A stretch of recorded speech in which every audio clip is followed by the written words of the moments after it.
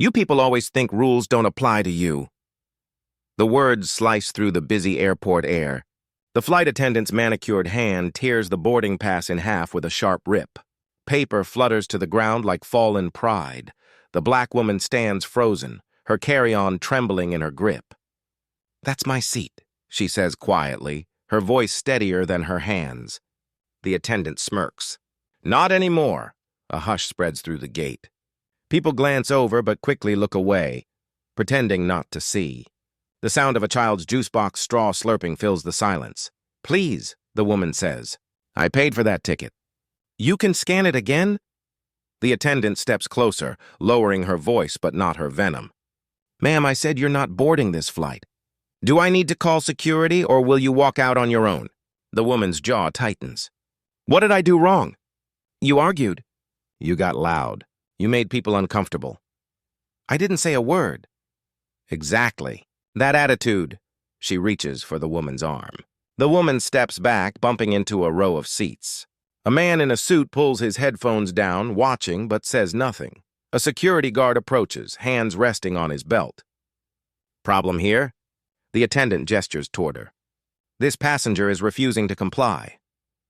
"I just want to board my flight," the woman insists. The guard nods, but his grip on her elbow says otherwise.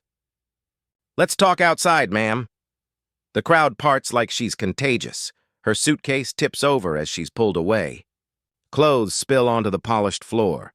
A navy blue blazer, pilot stripes on the shoulder glinting under fluorescent light. Someone gasps softly.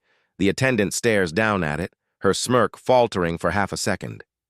Then, with a quiet scoff, she mutters, "Maybe next time don't try to play dress up." The woman looks up at her, eyes wet but unbroken. "You just made a big mistake."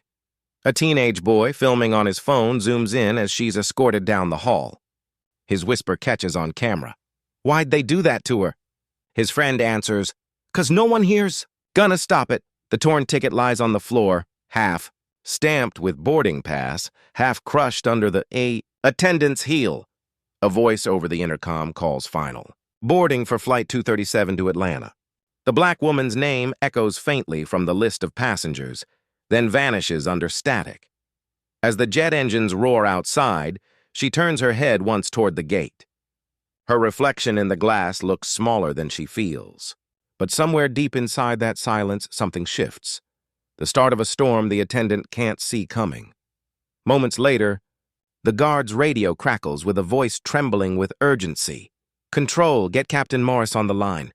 We've got a situation on Flight 237. The woman stands just past the gate doors, the smell of jet fuel and coffee mixing with humiliation. The guard loosens his grip slightly, sensing she isn't a threat. She wipes her face with the back of her hand, straightening her spine. "Ma'am," he says softly, "maybe you can take it up with customer service. Next flight leaves in a few hours." She looks at him, voice low but sharp. "I don't have a few hours. I'm supposed to be on that flight. I'm supposed to help fly that plane." He frowns. "What do you mean?" She opens her phone, swiping through emails, pilot credentials, flight certifications, her ID photo with the same navy blazer that now lies half-folded in her bag. "I'm a certified pilot with this airline," she says. "I was on standby, traveling home from training." The guard hesitates. "You should have said something." "I did," she replies, eyes flashing. She didn't listen. Inside, through the glass wall, the flight attendant laughs with another crew member. Her posture relaxed, her tone mocking. "Can you believe she said she's a pilot?" "I swear people will say anything these days." The other attendant chuckles. "Yeah, right. Maybe next she'll say she built the plane." Passengers still boarding glance between them, uneasy. The teenage boy's video already has hundreds of likes. The caption reads, "Flight attendant Tore's ticket. Woman says she's a pilot. This can't be real." The woman collects her things, kneeling to zip up her bag. Her hand brushes the embroidered name tag on her uniform. A. Johnson. She exhales, standing tall. "Where's your supervisor?" she asks the guard. He points toward the desk. "That's her." She approaches, calm but burning. "Excuse me. Your staff just denied me boarding and destroyed my ticket." The supervisor barely looks up. "Ma'am, If security escorted you, there was a reason. The reason, she replies, voice cracking slightly, is she didn't believe I belong here. The supervisor sighs, flipping through a tablet. Let's not make this into something it's not. The woman's jaw clenches. It's already something. The attendant strolls over, folding her arms. You still here? The woman meets her eyes. You said I made people uncomfortable. You're about to see what real discomfort looks like. Passengers nearby glance over, whispers spreading like sparks. What's happening? Is she suing them? Did you see the video? But before she can speak again, a new voice cuts through the noise, low, urgent, trembling with static. The captain's voice from the intercom. Ground crew, this is Flight 237. We're reading a pressure warning in the left engine. I need immediate tech clearance before we depart. The supervisor freezes. The woman's eyes widen. She takes a cautious step forward. Did you say left engine? Yes, ma'am, the supervisor mutters, pressing her earpiece. Why? The woman replies softly, because that's the system I just trained to recalibrate. The guard glances between them. Wait, what? The attendant scoffs, waving her off. Oh, please, don't start pretending. The woman interrupts, voice suddenly firm and clear. Call the captain. Tell him Amara Johnson is here, and if he knows what's good for his passengers, he'll let me back on that plane. The air thickens. Even the child from earlier stops mid-slurp. For the first time, the attendant looks uncertain. The crowd around the gate begins to record again. But this time, their cameras are on her. Security holds the line as Amara stands her ground, her torn ticket still clutched in one hand. The attendant crosses her arms like she owns the sky. You're wasting everyone's time, she snaps. The captain doesn't need some fake pilot playing hero. Amara's voice is steady. Call him. Right now. The supervisor hesitates, glancing between the two women. The murmurs of the waiting passengers grow louder. Someone whispers, is she really a pilot? Another replies, check Twitter. It's everywhere. On the terminal TV, a breaking post flashes across the bottom. Flight attendant denies black woman boarding. Claims she's not a real pilot. Hundreds of retweets. Thousands of eyes watching. The supervisor finally picks up the phone, speaking low. Captain, this is gate control. There's someone here saying she's a pilot. Name's Amara Johnson. A pause. Then the captain's voice, heavy with recognition. Johnson? Tell her I remember her. She's the best tech pilot we've got. Get her here now. The attendant's smile fades. That's not possible. She doesn't even work this route. Amara meets her gaze. I trained the people who do. The guard steps back, radio crackling. Control, what do we do? Plane's still grounded. Escort her back, the captain commands through static. She's cleared, but the attendant steps in front of Amara, blocking her way. She's not authorized to board without a new ticket. And she's been disruptive. I won't have her stepping foot on my flight. Amara stares at her, then drops her bag deliberately. The zipper splits open, spilling her uniform onto the floor. The gold-striped sleeves slide out, followed by her badge. The room goes silent. Pick it up, Amara says. The attendant's throat tightens. I don't have to. Pick it up, Amara repeats, quieter, deadlier. You tore my ticket. Don't touch my wings, no one moves. The teenage boy filming whispers, Damn. Amara bends down, gathers the uniform, and slips on the blazer right there in the terminal. The stripes glimmer against her dark skin, proof no one can erase. She stands taller, sharper, unshakable. The attendant takes a step back. Look, I was just doing my job. Amara fastens her name tag. No. You were doing what people like you always do, assuming who doesn't belong. Security's radio bursts again. Captain Morris says to move now. Left engine error escalating. Passengers look alarmed. The gate agents freeze. The attendant's lips tremble. She can't go in there. It's against policy? Amara's eyes narrow. So is letting 200 lives depend on your pride? The guard nods, making the call. Escorting her now. As they walk, cameras follow. The attendant's face twists, realizing the story she tried to bury has already gone viral. Amara doesn't look back. Through the terminal glass, the plane sits on the runway, engines whining like a heartbeat in distress. Somewhere deep inside, the world that told her no is about to learn what yes sounds like. As she's escorted down the jet bridge, the echoes of her shoes against the metal floor fade into another sound, a voice from years ago. "Amara, they'll never say it to your face," her old instructor had warned. "But every flight, every takeoff, every look, they'll be testing if you deserve to be up there." Flashback, a younger Amara in a flight simulator, sweat on her forehead, focused eyes on the blinking monitors. Her male instructor leans in. "You've got hands steady enough to fly through hell," he says. "But this world doesn't reward steady. It rewards white and certain." She'd smiled back then, thinking she could rise above it all. That if she worked harder, stayed quieter, they'd see her skill before her skin. She was wrong. The jet bridge trembles as she nears the plane door. The guard beside her slows. "You okay?" Amara blinks away the memory. "Yeah, just thinking how history repeats itself until someone crashes the pattern." Her phone buzzes. A message from Captain Morris lights up the screen. "Engine alert left side. Need you now. You're the only one trained for this model." She grips the phone tighter. The guard notices the text and whistles under his breath. "Guess you weren't lying." "I never was," she replies, stepping forward. Another flash, 2 years earlier. A cramped engineering room at the airline's headquarters. Amara, surrounded by diagrams and code, typing instructions for a fail-safe mechanism. The words on the whiteboard read, "Pilot override, system designed by A. Johnson." The system that's failing now. Her mentor's voice echoes, "Your design will save lives one day, maybe even when no one believes in you." Back in the present, the terminal door opens. The humid rush of jet exhaust hits her face. She breathes it in like oxygen. The same air she's always chased. The attendant appears behind them, still arguing into her radio. "She's not on the manifest. She's not cleared." Amara doesn't turn around. "You were right about one thing," she says. "I don't belong under your authority." A ground mechanic runs over, frantic. "Ma'am, are you Johnson?" "Yes." "Then come on, we've got seconds." They jog toward the plane, the sound of clicking boots and rolling luggage fading behind. Every eye in the terminal follows them through the window. The live stream counter on a passenger's phone spikes past 100,000 viewers. Inside the cockpit, the captain's voice comes through the comm.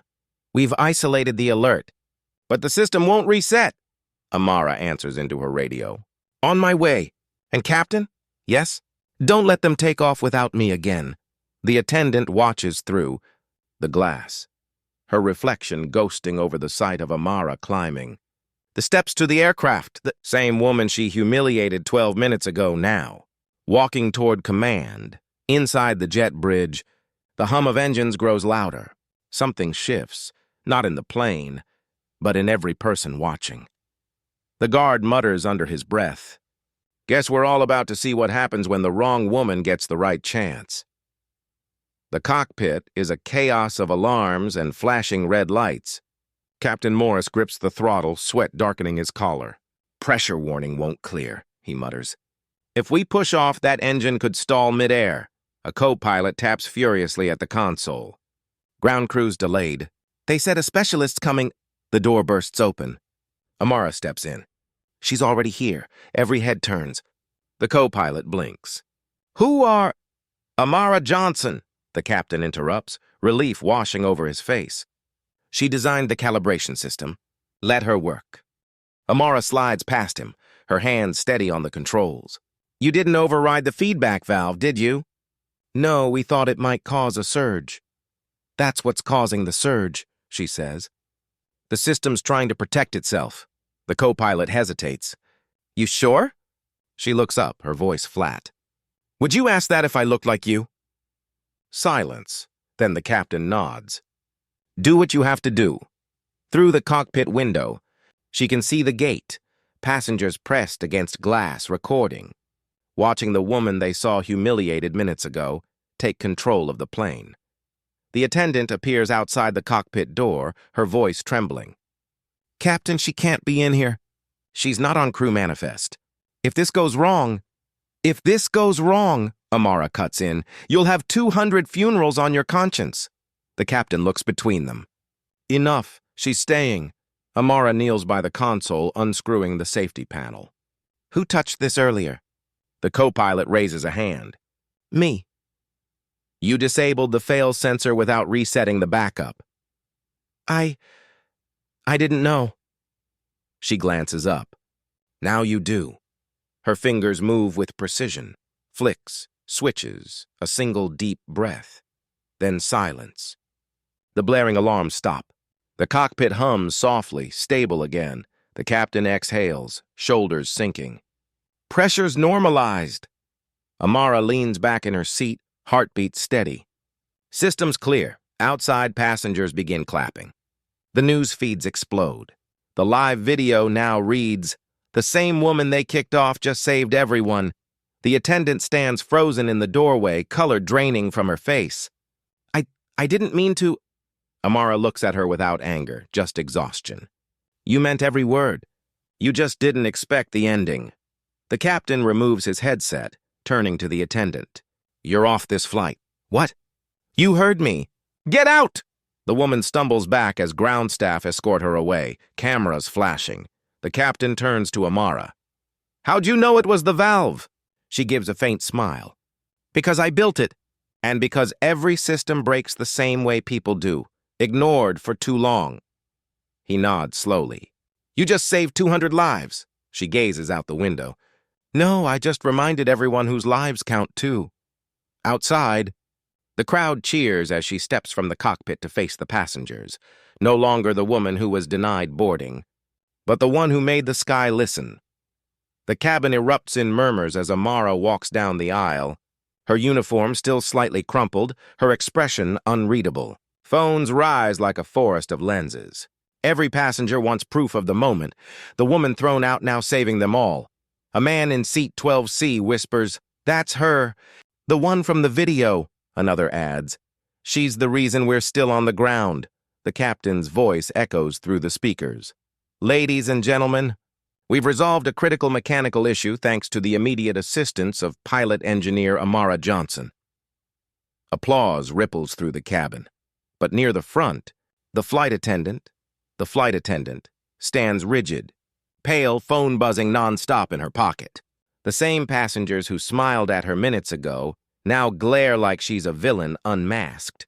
Her supervisor's voice crackles through her radio. The company's seen the footage. Don't say a word to anyone. Legal's already on it. She swallows hard. How bad is it? Trending #1 bad. Amara's phone vibrates. Messages, news alerts, 1,000 notifications. Leatherfly, Amara Johnson. Ticket torn pilot. She scrolls briefly, then silences it. Her focus is somewhere deeper. The child from earlier. The little girl who had watched in confusion when her ticket was torn, now peering up at her from the window seat. You fixed the plane? The girl asks softly. Amara smiles. That's what pilots do. The girl hesitates. Even when people are mean? Especially then. Reporters crowd the terminal glass outside, flashes flickering like lightning through the windows. The captain opens the cockpit door. We're ready for takeoff. But before closing it, he adds quietly, They're waiting for you at control tower. Want to say something? Amara shakes her head. Not yet. Let them talk first. The attendant steps forward shakily, hands trembling. I didn't know who you were. Amara looks her dead in the eye. You didn't care who I was. The woman's lips quiver. It wasn't personal. It always is when it's me. Someone in the back calls out, she should apologize. Another voice joins. Yeah, you tried to humiliate her. The captain intervenes. Let's keep it professional. But it's too late. The cameras are rolling again. Live streams capturing every frame. The attendant's face fills the screens of 1,000 viewers as she mutters, I'm sorry. Amara says nothing. Her silence is louder than the engines warming outside. Airport staff rush aboard, whispering updates. The supervisor looks shaken. Corporate wants you reinstated immediately, Captain Johnson. Amara blinks. Captain? He nods. They just confirmed it. You're being promoted. Effective now, the cabin gasps. The attendant's eyes widen in disbelief. "You can't be serious." The captain turns to her coldly. "You're done here." Security escorts the attendant out, her name badge catching the light for a brief moment before it's removed. The same hallway she strutted down earlier now swallows her in shame. Outside, journalists shout questions through the glass. "Captain Johnson, how does it feel to save the flight that tried to deny you?" She finally answers, calm and firm. "Feels like turbulence. Necessary before smooth air." Inside the plane, the passengers clap again. And for the first time, she lets herself smile. The cockpit door shuts behind her with a hiss. The air feels heavier now, not from the pressure systems, but from what's about to shift. Captain Morris hands her the headset. "We're clear to taxi once you give the go." Amara slips it on, scanning the monitors. "Left valve's holding steady. But your software's 2 versions behind." He blinks. "How'd you know that?" "Because I wrote the new one." The co-pilot swivels in his chair. "Wait, you wrote the system?" She nods. "Every sensor, every line of code. They used my design to upgrade this entire fleet." The captain leans back, incredulous. "You built the system that just saved us?" Amara gives a small, tired smile. "I built it so no one would have to question whether someone like me belonged in the cockpit again." Silence fills the room. Then the co-pilot murmurs, "Guess the company forgot to mention that part in orientation." Amara glances at him. They didn't forget. They erased it. Down the aisle, a flight attendant radios the cockpit. "Captain, the passengers are applauding. They say they want to meet her." The captain smiles. "They already have. They just didn't know it yet." Amara's fingers hover over the control panel, brushing the very system she designed. A faint hum returns, perfectly synchronized. Her code, her rhythm, her heartbeat inside a machine that once rejected her. A chime breaks the moment. The supervisor's voice over comms. "Captain, corporate's on the line. They want confirmation of who fixed the error." Captain Morris presses the button. "You're speaking to her now." "Captain Amara Johnson. The woman you tried to keep off her own creation." A pause. Then, understood. Outside, the terminal windows glow with camera flashes. The live stream counter passes 2 million viewers. A news anchor's voice echoes faintly from someone's phone. "Breaking update. The woman denied boarding is confirmed as the engineer behind the aircraft's flight stabilization system. She single-handedly prevented a catastrophic failure minutes before takeoff." The attendant, now seated in a holding area, watches from afar, pale, silent, trembling as the truth spreads faster than her denial ever could. Inside the cockpit, Amara removes the headset, her voice calm. "Let's get these people home." The captain nods, eyes shining. "You sure you're ready to fly again?" She smirks faintly. "I never stopped." He reaches for the throttle. "Your call, Captain." Amara grips the controls, the sky reflected in her eyes. "Then let's take back what they said I couldn't touch." The engines roar alive, smooth and even, the sound of redemption in motion. From the back of the plane, the little girl's voice drifts forward. "Mom, that's her! The lady who fixed the sky." Her mother whispers back, "No, sweetheart. She owns it." The runway gleams under the morning sun as the plane begins to move. Every vibration, every hum feels different now, like the world itself is holding its breath. Inside the terminal, chaos. Reporters crowd around security, demanding statements. The airline's PR manager is pale, her phone blowing up with notifications. "Get me corporate," she hisses. "We need to control this narrative before it controls us." Too late. Screens across the airport flash with live updates. Black female pilot saves flight that rejected her. Flight attendant under investigation. The ticket they tore. The flight she commands. In the cabin, passengers cheer as Amara's voice comes over the intercom. "This is Captain Amara Johnson speaking. We've resolved the issue and will be departing shortly. Thank you for your patience and for believing the sky's for everyone." The cabin erupts in applause. Even the co-pilot wipes his eyes discreetly. The captain looks over. "You sure you're okay to keep flying?" Amara nods. "I've been grounded long enough." As the plane begins taxiing, the supervisor's voice crackles through the cockpit comms. Captain Johnson, Control Tower requests confirmation. Are you assuming command? Amara presses the switch, her voice firm, steady. Affirmative. Captain Johnson commanding Flight 237. On the ground, the attendant watches from behind the terminal glass, security standing nearby. Her reflection overlaps with the sight of the plane rolling forward. For the first time, her voice breaks. She's flying. My flight. A nearby passenger filming whispers, no, she's flying her own destiny. The attendant lowers her head as news cameras surround her. A reporter calls out, do you have anything to say to Captain Johnson? Her voice trembles. I thought I was protecting the rules. I didn't realize I was breaking humanity. In the sky, Amara levels the plane, steady and sure. The captain beside her exhales. You just made history. Amara shakes her head. No, I just reminded them who's been here all along. Control Tower breaks through the radio. Captain Johnson, on behalf of air traffic, welcome back. She smiles faintly. Feels good to be home. Below, the airline releases an official statement. Effective immediately, Amara Johnson is reinstated as senior captain and appointed head of flight operations and diversity advancement. A reporter reads it aloud to the crowd. The cheers echo through the terminal, flooding into the runway air. Back inside the cockpit, Amara gazes through the glass, clouds ahead, no ceiling, no barrier. She glances at the captain.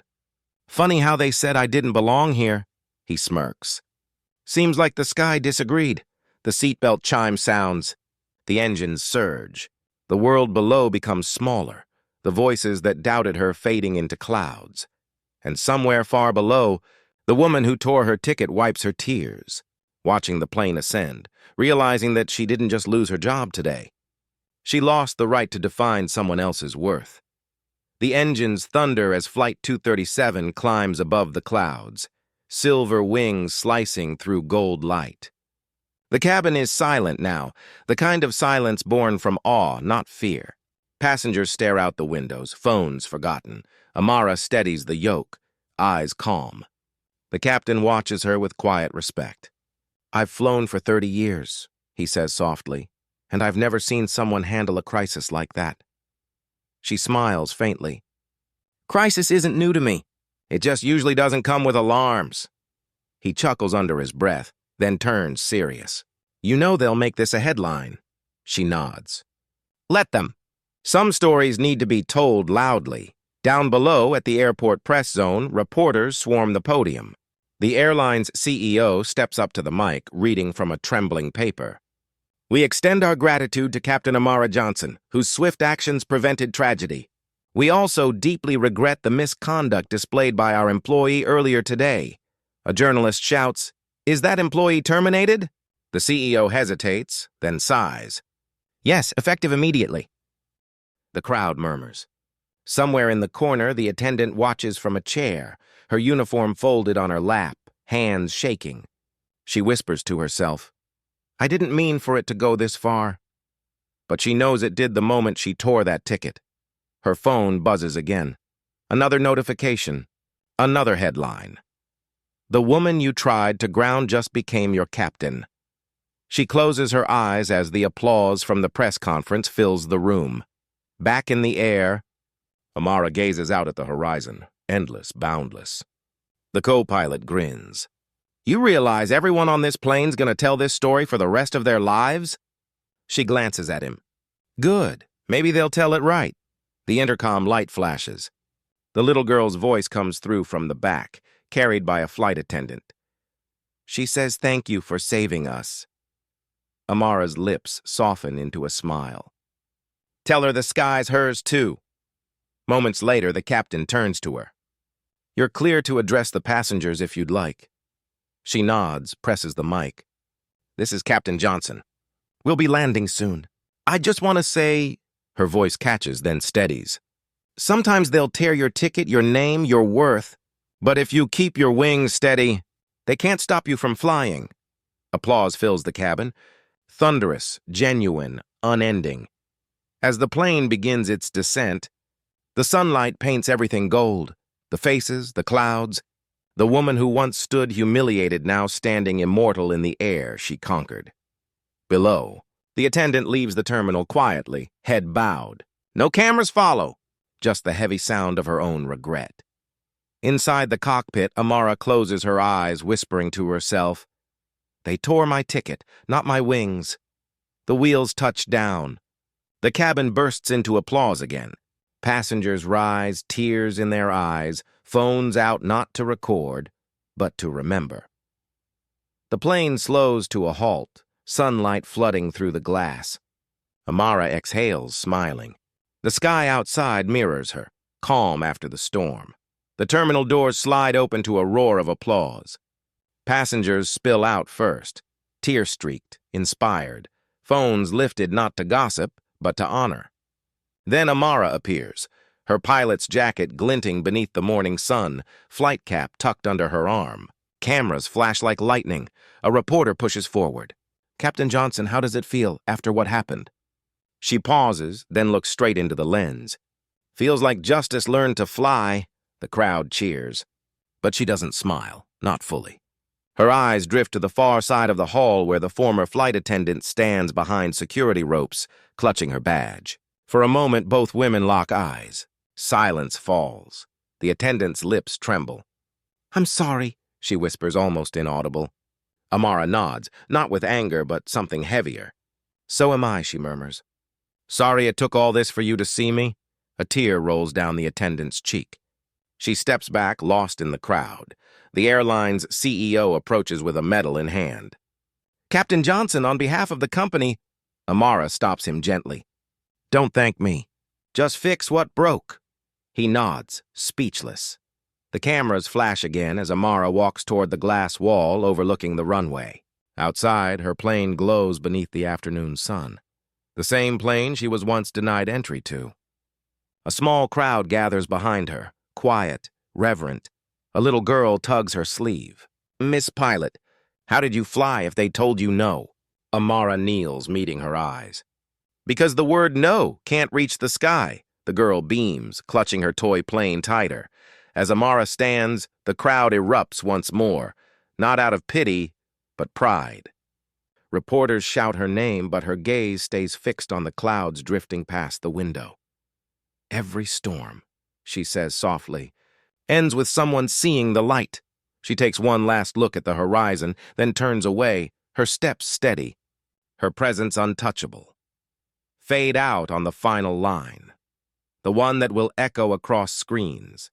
Thumbnails and hearts alike. They tore her ticket. But she took the flight. The end.